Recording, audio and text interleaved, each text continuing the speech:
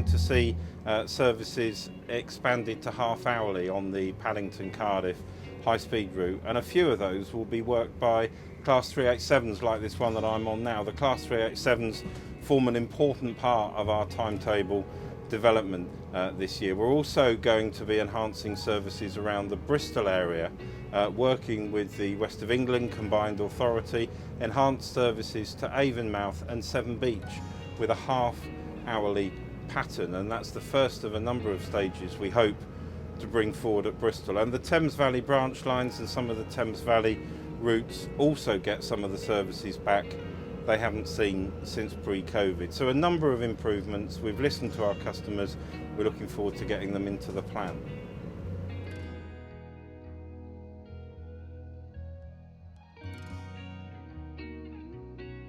I think it's really important to get those services back up and running. We're seeing more people now using the trains again, and it's really important in terms of climate change and in terms of decarbonisation. So well done to Great Western Railway, and look out for those half-hourly services on the way from South Wales to London.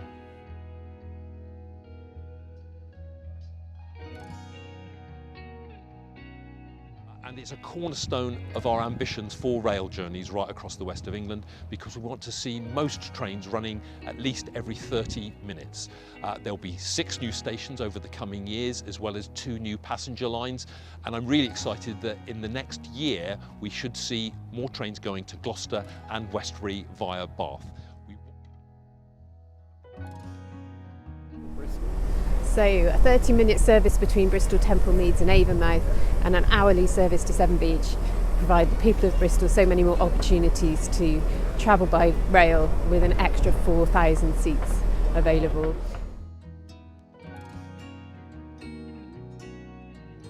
I'd just like to thank you for keeping the trains running at all. Actually, it's a very difficult dilemma that you've been facing. I know the staff have worked through it in difficult circumstances.